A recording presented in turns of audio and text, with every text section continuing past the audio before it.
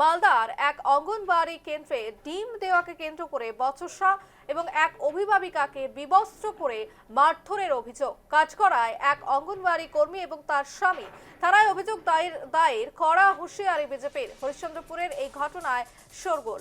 যে খবর উঠে আসছে মালদা থেকে, একেবারে ভয়ঙ্কর অভিযোগ। এক ডিম দেওয়া নিয়ে বচসা শুরু এবং সেই বচসা থেকেই কিন্তু এক অঙ্গনবাড়ি কর্মীকে বিবস্ত্র করে মারধরের অভিযোগ উঠছে এবং কাঠগড়ায় এক অঙ্গনবাড়ি কর্মী এবং তার স্বামী। থানায় অভিযোগ দায়ের করা হুঁশিয়ারি বিজেপির। হরিশ্চন্দ্রপুরের এই ঘটনায় শোরগোল।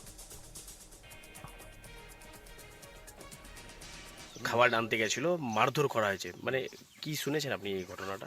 ঘটনাটা শুনলাম যে কাপড় চাপড় খুলে একবারে নাঙ্গা করে দিয়েছিলাম, মারধর করে। মারধর করেছিল, মানে কি কারণে মারধরটা করেছিল? ডিম আসতে আনতে আসতে প্রায় ঘটছে, প্রায় ঘটছে, প্রায় ঘটছে। মানে খাবার দিচ্ছে না? না, প্রায় লোকের সাথে ঘটছে। খাওয়া দাওয়া বলছি সেন্টার খুলছে না? সেন্টারে যেদিন বৃষ্টি হবে সেদিন খুলবে না, কোনোদিন খুলবে না। যেদিন ছুটি এমনি মাসে 15 দিন দেয়।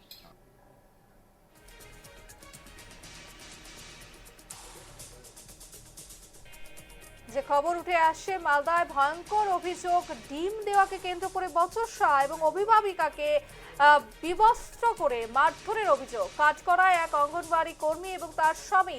ইতিমধ্যেই থানায় অভিযোগ দায়ের করা হয়েছে। অন্যদিকে কড়া হুঁশিয়ারি বিজেপির।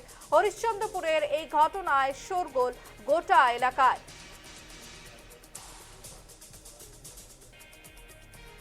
খবর সম্পর্কে বিস্তারিত জানবো। এই মুহূর্তে আমাদের সঙ্গে সরাসরি রয়েছে আমাদের প্রতিনিধি তনুজ জৈন। তনুজ, ডিম দেওয়াকে নিয়ে বচসা এবং তারপরে এই পৈশাচিক আচরণ, ঠিক কি ঘটনা ঘটেছে এবং এই মুহূর্তে কি আপডেট? হরিশ্চন্দ্রপুর থানা এলাকার যে রাঙ্গাইপুর যে অঙ্গনওয়াড়ি কেন্দ্র, সেখানে দেখো ডিম নিয়ে প্রথমে বচসা শুরু হয়, তারপরে একে অপরকে গালিগালাজ দেওয়া শুরু হয়। আর এই নিয়ে বচসার জেরে একেবারে হাতাহাতিতে জড়িয়ে পড়ে। আর তারপরে যখন যিনি অভিযোগকারিনী যিনি রয়েছেন, তিনি একেবারে যখন ডিম চাইতে যান, একেবারে তাকে বিবস্ত্র করে মারধর করার একটা অভিযোগ উঠে আসছে যিনি অঙ্গনওয়াড়ি কর্মী জিন্নাতুন নেসার বিরুদ্ধে। আর এই গোটা ঘটনাকে ঘিরে একেবারে চাঞ্চল্য ছড়িয়েছে।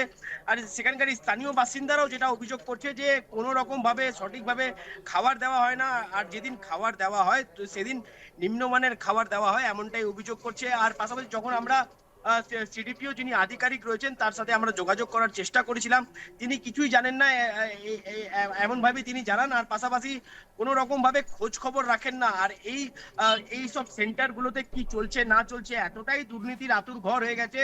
আর যদিও বিজেপি নেতৃত্বের তরফ থেকে পরিষ্কার বার্তা দেওয়া হয়েছে যে সময় বদলে গেছে, এবার শুধরে যান। আর আধিকারিকদেরকেও বলা হয়েছে যে কোনো রকম ভাবে দুর্নীতি বরদাস্ত করবে না বিজেপি সরকার। আর এই গোটা ঘটনাকে ঘিরে একেবারে চাঞ্চল্য ছড়িয়েছে। আর হরিশ্চন্দ্রপুর থানায় লিখিত অভিযোগ দায়ের করা হয়েছে।